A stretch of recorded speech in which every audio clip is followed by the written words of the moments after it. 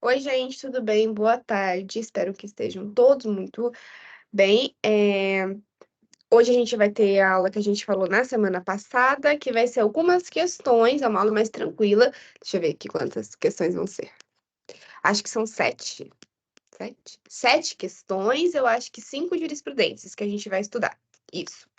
Lembrando que a matéria que a gente vai tratar na aula de hoje, tanto questões jurisprudências, são acerca de lesão corporal, que a gente estudou na última aula, e crimes contra a honra, que também vimos na aula anterior. Caso vocês tenham qualquer dúvida, pode entrar em contato comigo pelo WhatsApp, né? Eu tô mandando mensagem no grupo do terceiro ano, tanto da noite quanto da manhã. E esse material que eu estou utilizando agora, eu vou deixar disponível lá para vocês depois, tá bom? Vou mandar lá. Então, se vocês não puderem assistir as aulas, né, presenciais, assistam gravados. E se não puderem assistir gravados também, pelo menos tentem fazer as questões e ler a jurisprudência para entender mais do direito que a gente tratou na teoria, como que funciona na prática. Então, vamos lá. Primeira questão. Eu trouxe algumas questões mais curtinhas, isso é legal falar que normalmente questões da OAB, a FGV, que é a banca, né, que faz as questões da OAB, normalmente, eles tendem a fazer questões mais curtinhas. Antigamente, tinha uma outra banca que fazia questões não complexas, mas grandes, em que as respostas eram grandes. E atualmente, a banca que está fazendo as questões da OAB fazem questões mais sucintas, isso é bom. Então, eu trouxe algumas questões mais rápidas para a gente já relembrar e ver mais ou menos como é que é o macete da prova, tá? Então, olha só. Vamos começar com a primeira questão. Uma gestante de 7 meses decide golpear o abdômen com um bastão de madeira para matar o feto. Ela foi internada em um hospital com dores e no dia seguinte deu à luz a um feto morto com sinais de morte muito recente. Esse caso caracteriza um crime de. Aqui eu acho que só tem duas questões para a gente ficar em dúvida: homicídio e aborto, certo? Porque lesão corporal, a gente vai entrar naquele intuito de ela acertou a barriga com o intuito de ferir ou o intuito de matar, o intuito de matar. Então, não pode ser configurado lesão corporal. Tentado violento poder, nem vou falar, né? Então, a gente ficaria aqui entre homicídio e aborto. Obviamente, essa é uma questão que eu acho que a maioria acertaria, é uma questão fácil. Quem dera que caísse novamente na B. A resposta correta é a alternativa D, né? Aborto, ela provocou em si mesmo aborto, matando, né, golpeando o abdômen, resultando na morte do feto.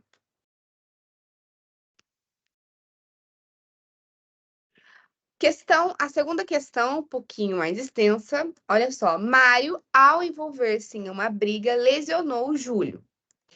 Nessa situação hipotética, Mário responderá por lesão corporal de natureza grave se tiver. Olha só, tudo isso, todos os requisitos, as características, todas as modalidades de lesão corporal grave, a gente estudou na última aula. Então, se você chegou até aqui, você não está sabendo muito bem do que está se tratando, corre no grupo lá, que lá vai ter o resuminho da aula passada e tá bonitinho lá, lesão corporal grave, quando que é lesão corporal grave. Então, olha só. Vamos começar de baixo para cima. Causando a morte de Júlio, ainda que em circunstâncias que evidenciem que Mário não queria matá-lo.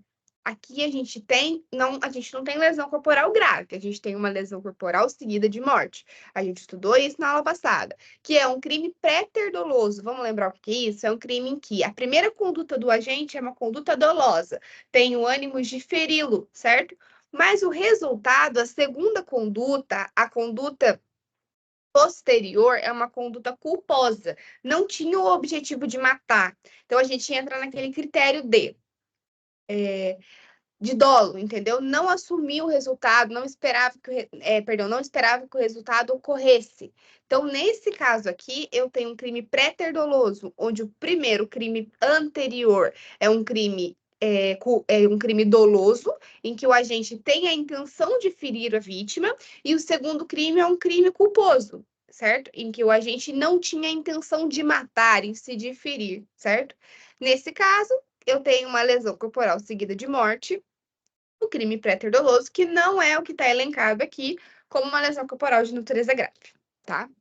O ofendido, letra D. O ofendido é a integridade corporal de Júlio, causando-lhe diversas escoriações no corpo. Escoriações no corpo. Isso daqui, vamos lembrar que eu falei que lesão corporal leve era uma lesão corporal residual. Então, se não se encaixasse em lesão corporal grave, ou lesão corporal gravíssima, ou lesão corporal culposa, ou lesão corporal seguida de morte, a gente teria uma lesão corporal leve. Ela é residual, a gente observa ela por exclusão. Nesse caso da D, a gente vai observar que é por exclusão, causando-lhe diversas escoriações no corpo. Quando a gente pegar o rol que é taxativo da lesão corporal grave, a gente não vai encontrar escoriações leves. Ah, não, aqui tem só escoriações. Mas a gente não vai encontrar escoriações do corpo.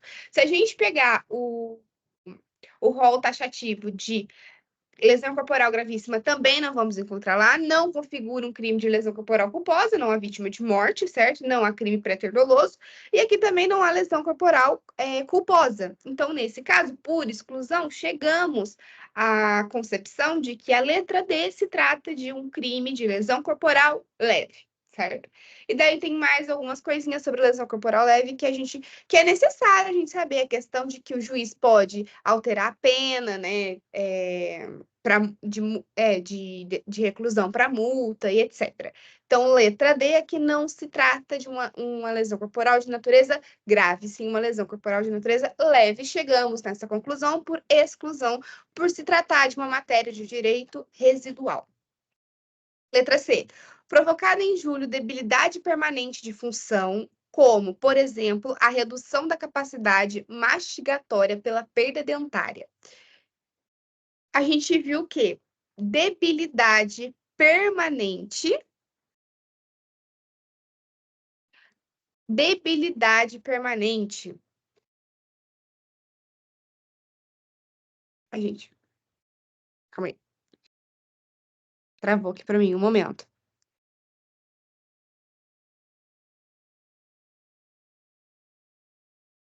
Tá. Provocando em julho debilidade permanente de função, como, por exemplo, a redução da capacidade mastigatória pela perda dentária. Aqui a gente vai.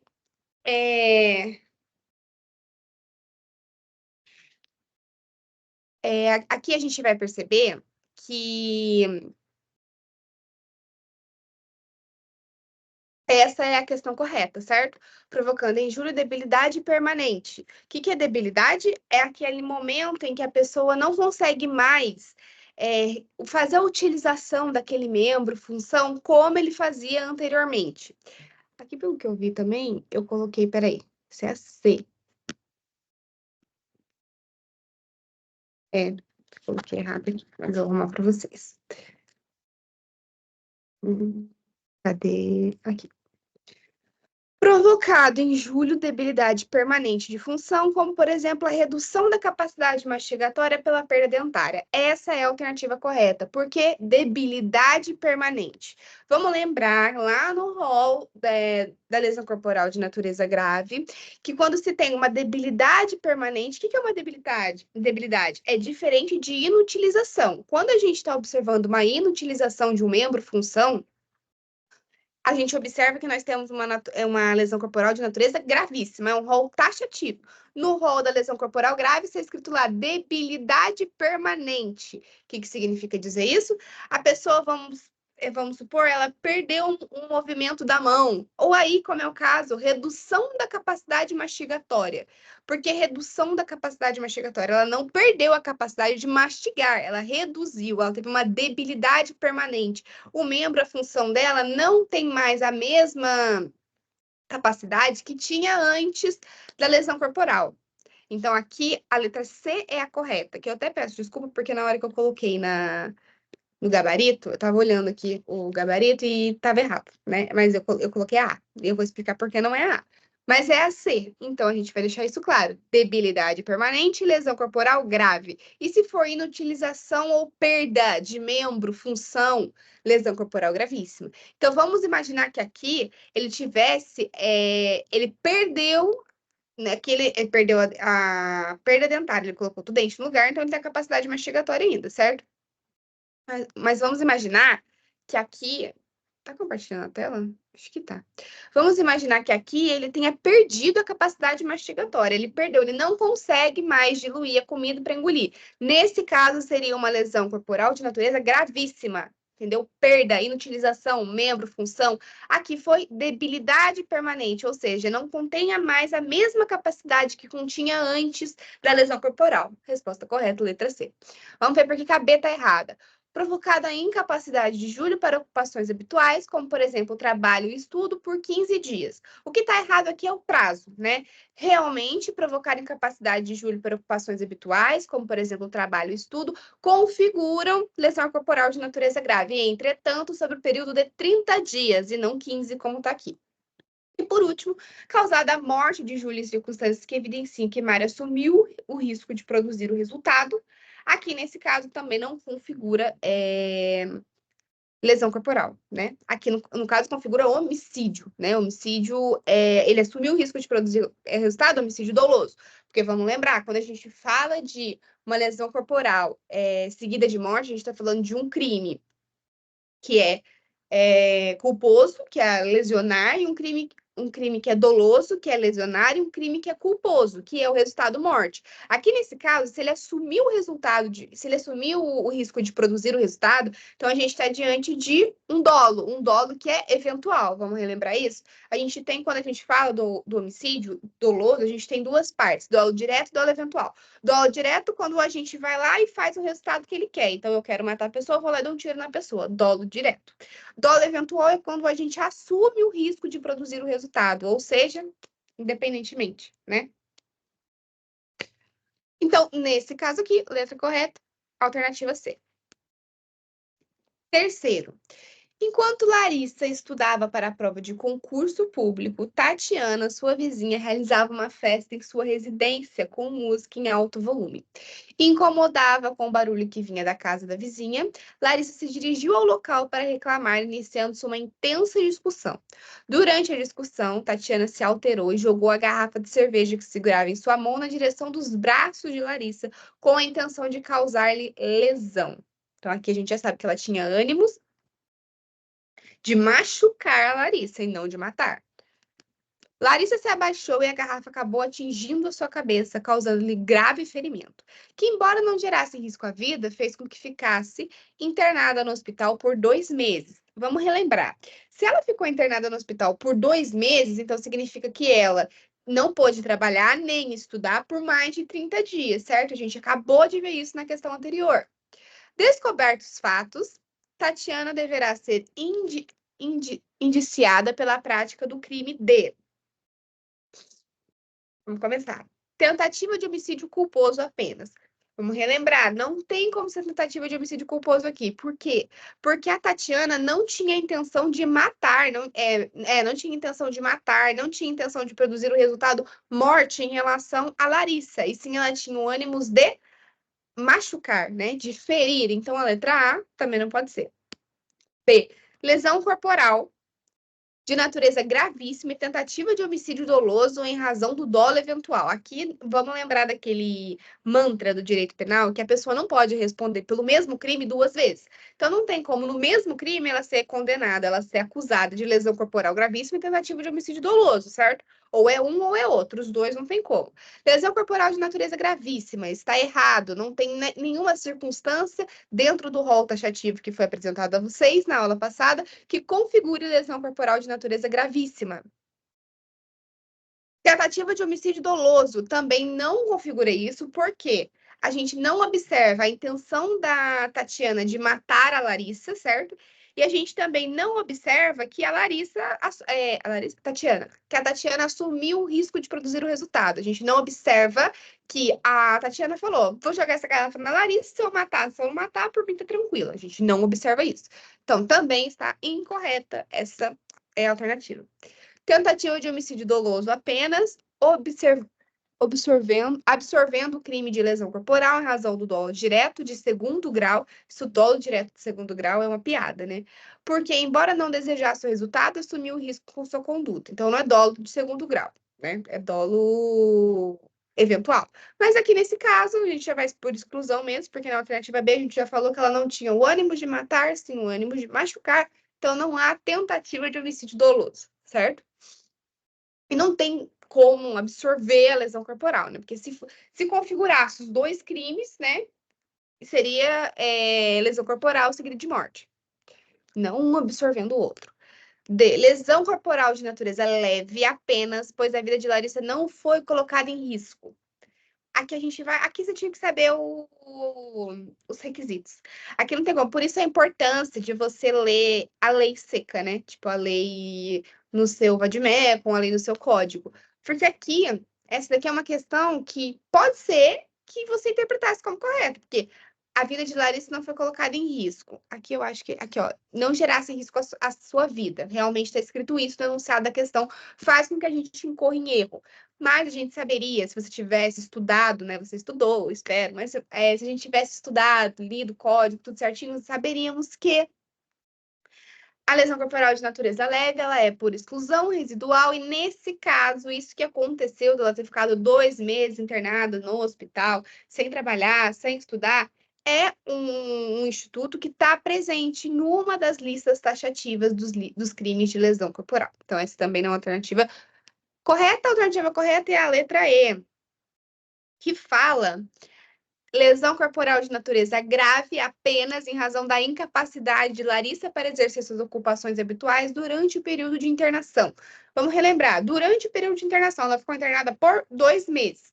Qual é o prazo necessário para que se configure uma lesão corporal de natureza grave quando a pessoa não pode exercer ocupações habituais, como trabalhar e estudar? 30 dias. Então, nesse caso, é exatamente o que a gente viu aqui, ó.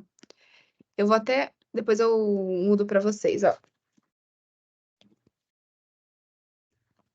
Eu não sei se é assim com essas palavras, mas é assim que tá no código, entendeu? Aqui não tá o Júlio no código, né? Mas é assim que tá no código. Exatamente o que a Larissa passou. Incapacidade para ocupações habituais, como, por exemplo, trabalho e estudo, por mais de 30 dias, certo? Por mais de 30 dias. Exatamente o caso dela. Exatamente. Certo? Como a gente visualizou aqui, a Larissa ficou 2 meses internada. Então, lesão corporal de natureza grave, porque é um rol taxativo, está escrito no rol essa possibilidade, ocupações habituais por mais de 30 dias. Como trabalhar e estudar? Se ela ficou 2 meses internada, ela não teve a possibilidade de trabalhar, de estudar e etc. Alternativa correta, letra E. 4. Toma uma aguinha.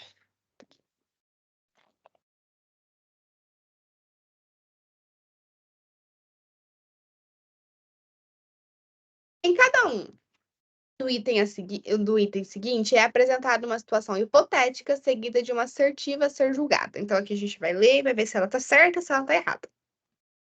Questões assim, obviamente, não caem na OAB, tá? Peguei de uma prova, de um concurso, alguma coisa assim, mas é bom pra gente treinar também.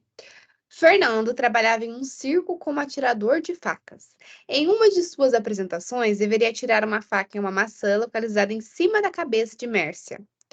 Acreditando sinceramente que não lesionaria Mércia em face da sua habilidade profissional, atirou a faca. Conduta que lesionou levemente o rosto da vítima, errando o alvo inicial. Nessa situação, Fernando praticou lesão corporal dolosa de natureza leve na modalidade dolo eventual. O que tá errado aqui, gente? Essa parte, ó. Vou colocar aqui em outra cor para vocês o que tá errado. Essa parte aqui. Falei de primeira que tava errado, né? Mas tudo bem. Por quê? Fernando praticou lesão corporal de natureza leve. Vamos lembrar? Residual, por exclusão. Tem alguma parte no rol taxativo que fale sobre escoriações leves em qualquer parte do corpo ou no rosto? Não, não tem. Então, por exclusão, a gente chega à conclusão de que a Fernanda, ela sofreu uma lesão corporal leve, certo? E aí a gente entra na parte dolosa, na modalidade dolo eventual, então ele assumiu o risco. Esperava que ele quisesse produzir esse resultado? Não, é culposo, certo? Era o trabalho dele. Então aqui seria errado. 5. Uma criança de 1 ano e 9 meses morreu após ser atropelada pelo próprio pai na zona sul de Porto Alegre. No início da tarde desta segunda-feira, conforme conforme a Polícia Civil, o pai de 31 anos estava saindo de ré da garagem de casa e não viu o menino, que foi atingido pelo veículo. O atropelamento aconteceu na rua Dona Mariana, na Restinga. Isso aqui é um caso verdadeiro, pelo visto das informações que estão dando, né? A criança foi encaminhada para o Hospital Moinhos de Vento, da Restinga, mas não resistiu aos ferimentos e morreu. A Delegacia de Trânsito instaurou inquérito para investigar o caso. O pai e o tio da criança, que presenciou o ocorrido, prestaram depoimento durante a tarde. Na hipótese narrada, o pai da criança responderá criminalmente por. Vamos imaginar o que aconteceu aqui. Primeira coisa, vocês acham que uma criança de 1 ano e 9 meses, tudo bem? Acham que esse pai que estava saindo de ré da garagem e o próprio enunciado diz, não viu o menino, ele queria matar? Ele assumiu o risco de produzir o resultado? Eu vou sair de ré. Se o meu filho estiver lá atrás, eu matar ele, tudo bem. Se eu não matar, tudo bem. Obviamente que não, né? Então, eu acho que a análise até agora é isso. Vamos ver as questões. Olha só. Lesão corporal seguida de morte. Lesão corporal é um crime pré-doloso. Então, teoricamente, a primeira conduta do pai teria que ter sido lesionar. O pai não teve essa conduta de lesionar o filho, não foi o que aconteceu aqui. Nem preciso parar para analisar se a segunda conduta da morte é dolosa, perdão, é culposa, toda hora que for. Se a segunda conduta do resultado, né, do que o pai fez é culposa, porque a primeira conduta não é dolosa, o pai não teve por si só a vontade, não exprimiu a vontade de lesionar o filho, alternativa errada. Lesão corporal seguida de morte na hipótese pré-dolosa. É a mesma coisa, né? Só colocou mais um encheu linguiça ali, mas tá errado. Pela mesma explicação da alternativa A. Homicídio culposo, porém, será possível a extinção da punibilidade pelo perdão judicial. Gente, essa é a alternativa correta. Essa daqui não é uma resposta que a gente viu na aula anterior, é uma resposta do começo das aulas, entendeu? Mas é exatamente isso. Homicídio culposo, por quê? Aqui a gente entra em uma questão de culpa consciente ou inconsciente, né? Em todos os resultados, o resultado é previsível pelo homem idôneo da sociedade. Porque se o resultado for imprevisível, então não é uma figura típica, certo? Então, aqui, em ambos os resultados, quando a gente fala de culpa consciente ou culpa inconsciente, são previsíveis. Em uma, o agente não previu o resultado, e na outra, o agente previu o resultado, mas esperava ansiosamente que ele não se concretizasse. O que a gente observa aqui? Ao meu ver, lesão corporal inconsciente, né? Acho que em nenhum momento o pai pensou na possibilidade do filho estar a ele passar por cima do filho, e ele falou: "Nossa, tomara que eu não passe". Não acho que isso aconteceu. Acho que foi um crime de homicídio culposo e inconsciente. O resultado era previsível, mas o agente não previu o resultado. E da segunda parte, será possível a extinção da punibilidade pelo perdão do ofendido. Aqui está se tratando daquele instituto de perdão judicial. Quando o juiz entende que o sentimento da vítima, o que a vítima está passando, o resultado do crime atingiu o agente de uma forma tão grave que a sanção penal se torna desnecessária. Lembrando que o perdão judicial é um direito relativo, né? Não é um direito que é obrigação de ser dado, entendeu? Fica a capacidade, a decisão do juiz de entregar ou não, esse não é um direito obrigatório, né? Então, a alternativa correta, letra D. E vamos ver por que a E é errada. Homicídio culposo e lesão corporal culposa, aqui eu já falei para vocês, que não tem como responder pelo mesmo crime duas vezes. Porém, será possível a extinção da penalidade pelo perdão do ofendido. Aqui, lesão corporal culposa não é, né? Não pode responder pelo mesmo crime duas vezes. Porém, eu acho importante falar aqui que existe o perdão judicial nesses dois crimes. Isso é importante a gente frisar. Existe o perdão judicial no homicídio culposo, assim como existe o perdão judicial na lesão corporal culposa. A alternativa correta, já esqueci já. Nossa, gente, agora que eu vi que tá igual, ó. A C e a D, homicídio culposo, por isso era possível extinção do Enfim. Alternativa correta C ou D, qualquer uma, você podia escolher qualquer.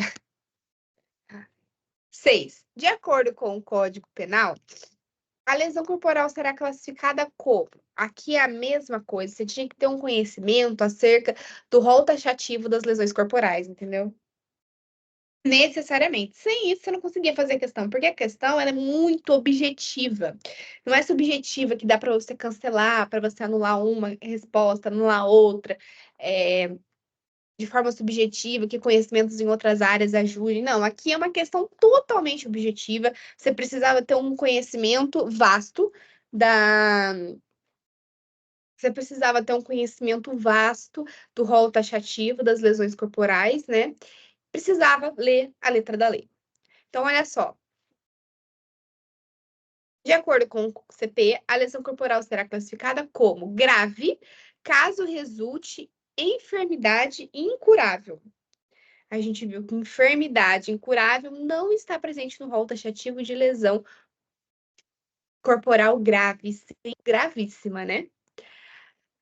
Lesão corporal gravíssima, caso provoque debilidade permanente de membro, de sentido ou de função da vítima. Aqui a gente viu que seria uma lesão corporal grave se provocar debilidade permanente do membro, sentido ou função. Quando eu falo de inutilidade ou perda de sentido, membro ou função, estou falando de uma lesão corporal gravíssima, certo? Aqui, se você observar bem, a questão A e a B, elas trocaram de lugar. Por quê? Se eu falasse assim, ó, é grave, se provocar debilidade permanente de membro, sentido, função da vítima, estava correto. E se eu colocar que é gravíssima, caso resulte enfermidade incurável, também seria correto. Então, aqui, a pessoa que fez a questão fez essa brincadeira, né? Justamente para confundir. Essa aqui é uma questão facilmente que as pessoas errariam por falta de atenção, falta de conhecimento da lei no código mesmo, né? Então a gente viu que, primeiro caso, enfermidade incurável é gravíssima. Segundo caso, debilidade permanente do membro é grave. Gravíssima seria se fosse inutilidade ou perda, certo? C. Grave caso provoque dano estético definitivo na vítima. Isso nem está previsto lá em nenhum rol taxativo, certo? Então, esse daqui também é absurdo. D. Gravíssima caso a vítima fique permanentemente incapacitada para o trabalho. Correto, certo? Correto. Essa é a alternativa certa. A 6D. Porque a gente falou de incapacidade temporária para o trabalho, estudo, lembra? De 30 dias, que era grave. E aqui a gente tem a gravíssima, que é a incapacidade permanente para o trabalho. A pessoa jamais vai poder trabalhar. Nesse caso, a gente também entra à conclusão de que é uma circunstância que está prevista no código, exatamente com essas palavras, então era só ler a lei mesmo. E a E, gravíssima caso provoque aceleração do parto. Vamos lembrar que a aceleração do parto é lesão corporal grave, certo? Seria lesão corporal gravíssima se provocasse aborto. Muito bem.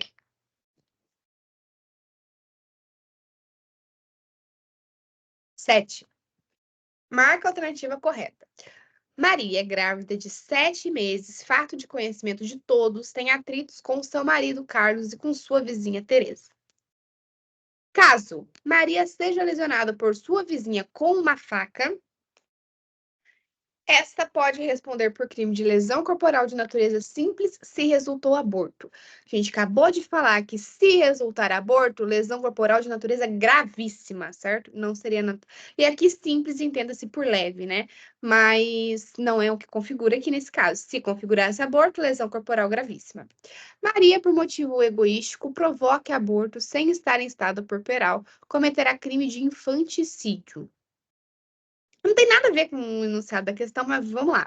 Infanticídio é quando a grávida, né, ela realiza, ela mata seu bebê sob efeito do estado puerperal. Essa é a principal. Aqui tá falando que não tá sobre o estado puerperal. Então, aqui tá errada a matéria do direito, né? E também tá errado porque não tem nada a ver com o enunciado. C. Provoque. Maria provoca o aborto em si mesma, responderá pelo crime de corporal de natureza grave. Não, né? Primeiro que, se Maria provocar o aborto em si mesma, ela responderá pelo crime de aborto. E segundo que aborto dentro da lesão corporal é gravíssima. Maria tem uma gravidez resultante de estupro, será punido o aborto. Nossa, levei um susto agora. Maria tem uma gravidez resultante de estupro. Nossa, as questões dessa daqui tá tudo bagunçada, né? Mas tudo bem, nada a ver com o enunciado, seria uma questão fácil de acertar. Maria tem uma gravidez resultante de estupro, será punido o aborto realizado em Maria, ainda que seja praticado por médico. Aqui a gente vai entrar numa discussão que eu não falei em aula com vocês sobre isso, mas eu acho legal a gente conversar um pouco sobre esse assunto. Essa aqui tá errada, obviamente, né? Se eu tenho uma gravidez resultante de estupro, então é legalizado o aborto.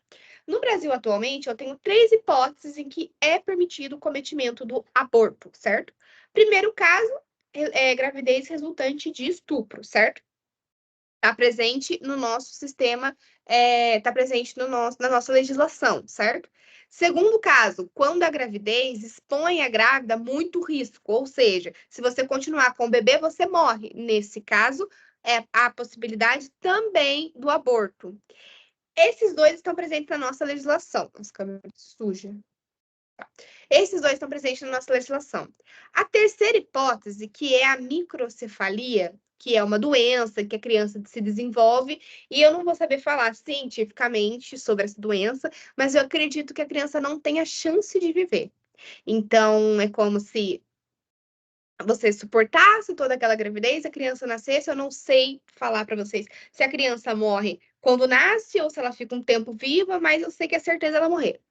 E aí, nesse caso, não está presente na nossa legislação, mas a jurisprudência já adotou isso, entendeu? Já é passivo de tá certo, todo mundo entende como correto, todo mundo aceita, juridicamente falando, de que existe essa possibilidade do aborto em caso de microcefalia do bebê, certo?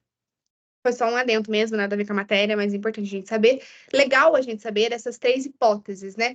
Gravidez resultante de estupro, coloca em risco a vida da gestante, e microcefalia, criança diagnosticada com microcefalia no útero. Lembrando que as duas primeiras estão presentes na nossa legislação e a última é posicionamento jurisprudencial.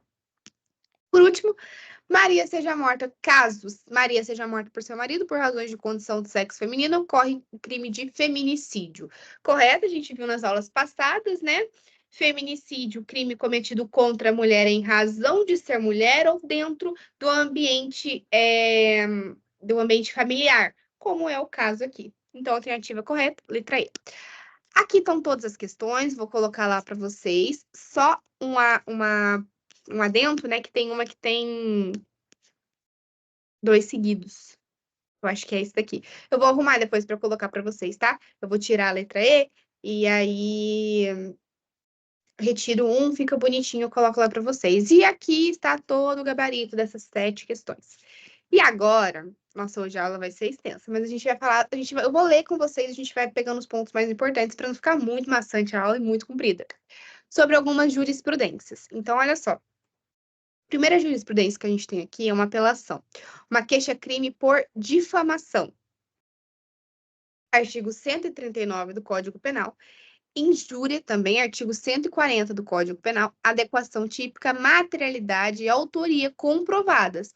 Condenação mantida. O delito de difamação se trata de crime formal, consumado tão logo a imputação de fato que ofende a reputação do ofendido no seio social e chega ao conhecimento de terceiros. Então, difamação, lembra imputar um fato que não é criminoso, mas que é difamatório.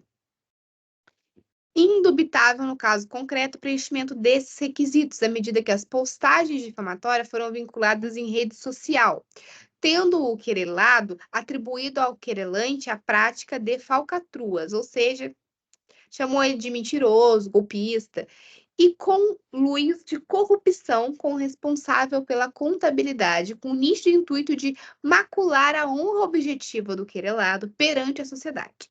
A prática injuriosa por si, igualmente, se trata de delito formal, cuja consumação se dá tão logo os predicativos ofensivos cheguem ao conhecimento da vítima. Inarredável também o ânimos injuriande do querelado. O que significa isso? O objetivo de injuriar, o objetivo de falar mal e ofender aquela pessoa.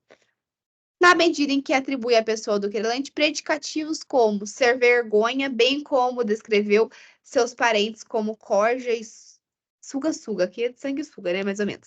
De modo a gerar abala a honra subjetiva do ofendido, recurso desprovido. Olha só que legal, aqui o indivíduo cometeu 2 crimes, difamação e injúria. Onde que a gente observa isso?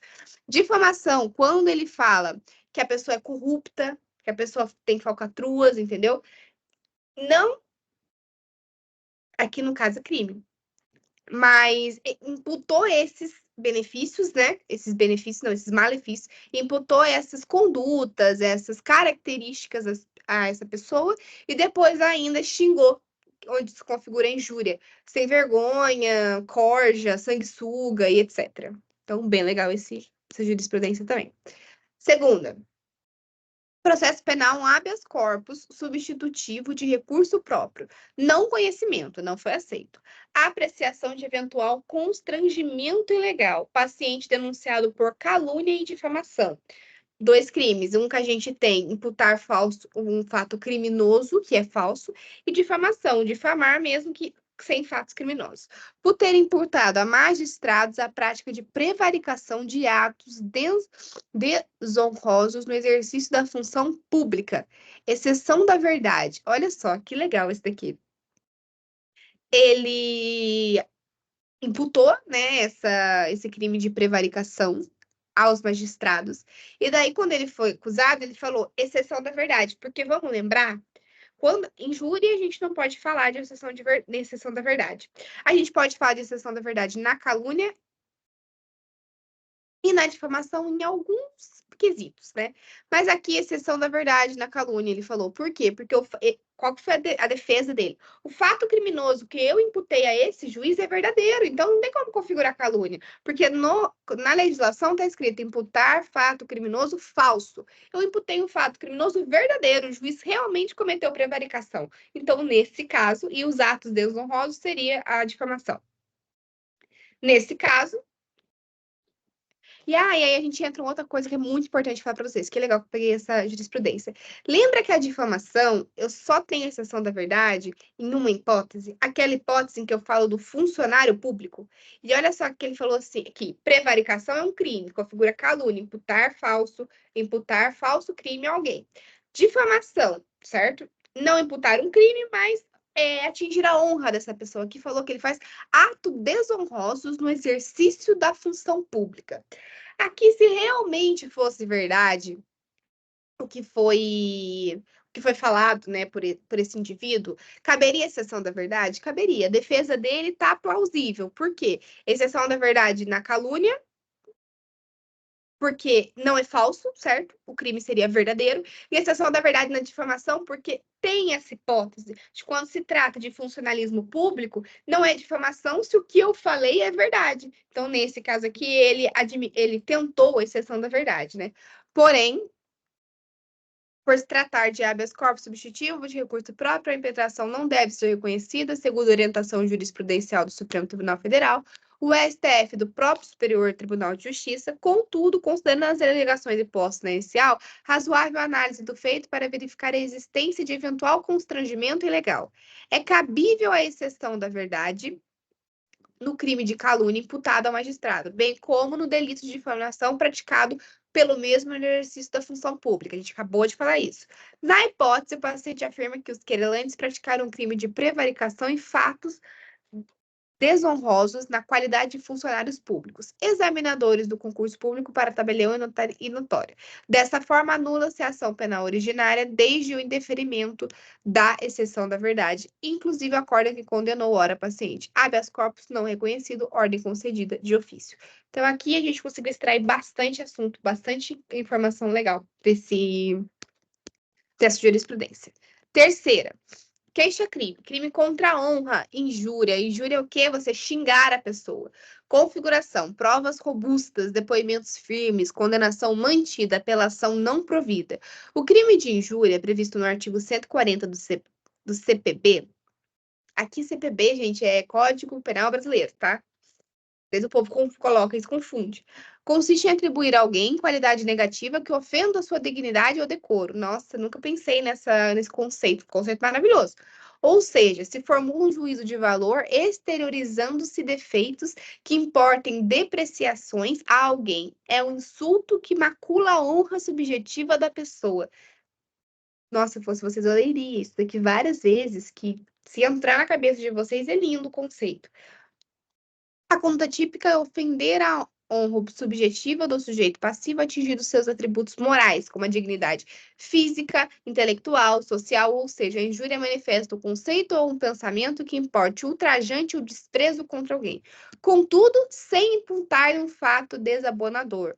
No caso dos autores, no caso dos autos, ao contrário do sustentado pela recorrente, a injúria restou caracterizada contra a vítima.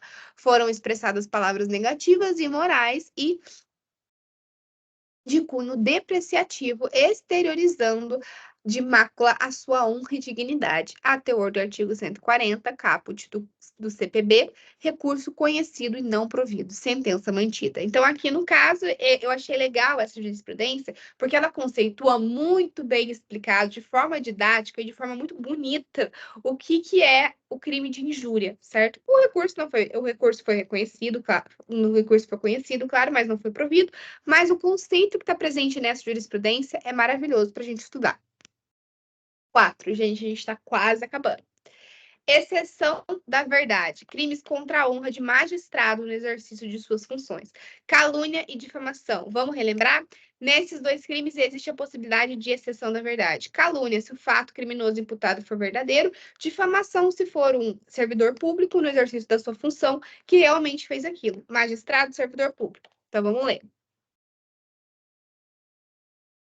Cabimento do incidente, modalidade de defesa do réu em ação penal que apura crimes contra a honra, meio adequado de demonstrar a verdade da imputação e de se afastar crimes contra a honra que lhe são imputados. Semelhança entre os argumentos da defesa e da exceção, que decorre da própria natureza jurídica da exceção.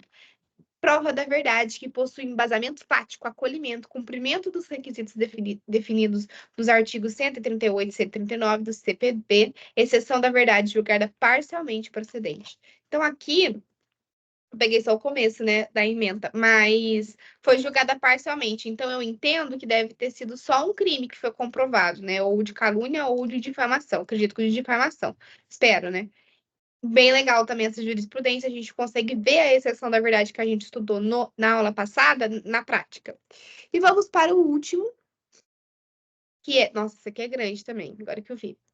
Apelação criminal defensiva, lesão corporal grave, lesão corporal leve. Essa daqui é a única jurisprudência que eu trouxe de lesão corporal. O resto eu trouxe mais sobre a honra, porque eu não vi muitas alternativas, muitas questões da OAB falando sobre crimes contra a honra. Eu achei bastante sobre lesão corporal.